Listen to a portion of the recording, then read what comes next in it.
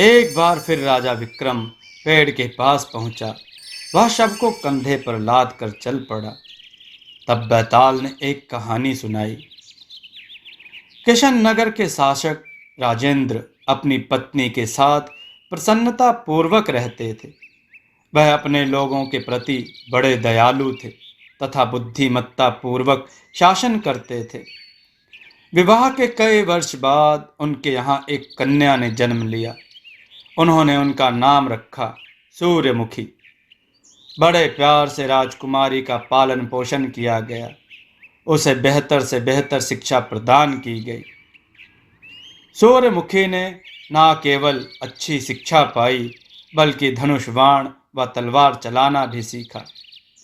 20 वर्ष की आयु में उसके माता पिता उसके लिए वर तलाशने लगे, किंतु सूर्यमुखी ने शर्त लगा दी कि वह उसी से विवाह करेगी जो धनुष बाण व तलवारबाजी में उससे निपुण होगा और उसे द्वंद्व युद्ध में हरा देगा।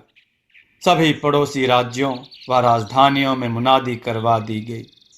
अनेक युवक खूबसूरत राजकुमारी से विवाह करना चाहते थे। उन्हें लगा कि वे आसानी से उस खूबसूरत युवती को हरा देंगे। प्रतिदिन द्वंद्व युद्ध होते।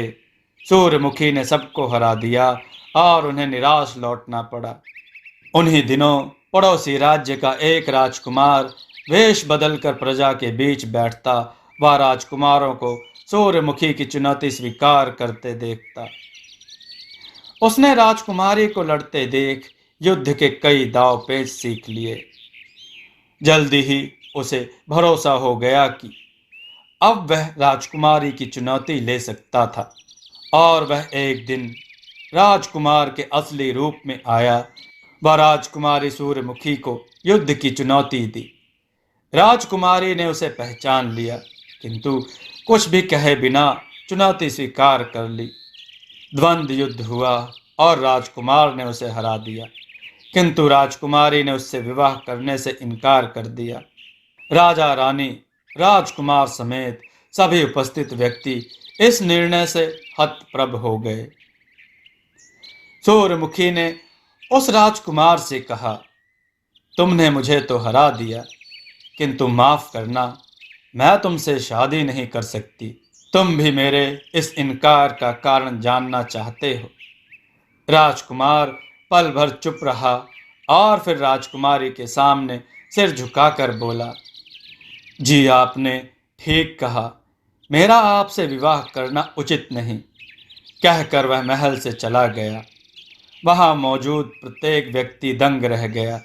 सभी एक दूसरे को आश्चर्य से देखने लगे। बैताल ने कहानी समाप्त कर विक्रम से कहा, बता राजा, सूर्यमुखी ने हारने के बाद जयंत से विवाह करने से इनकार क्यों किया? विक्रम ने उत्तर दिया, जयंत ने सूर्यमुखी को लड़ते देखकर ही युद्ध के दांव पेच सीखे थे। इस तरह वह उसकी गुरु हुई। तभी जयंत उसे सम्मान देने के लिए झुका था। भारतीय परंपरा के अनुसार गुरु शिष्य का विवाह नहीं हो सकता। जयंत को एहसास हो गया था कि सूर्यमुखी से विवाह करना नीति संगत नहीं होता।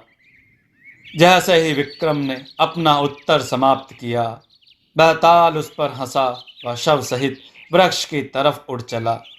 दोस्तों, आपको यह कथा कैसी लगी? अपने विचार और सुझाव कमेंट में जरूर दें। हमारी कथाओं को लाइक करें, हमारे चैनल को सब्सक्राइब करना न भूलें।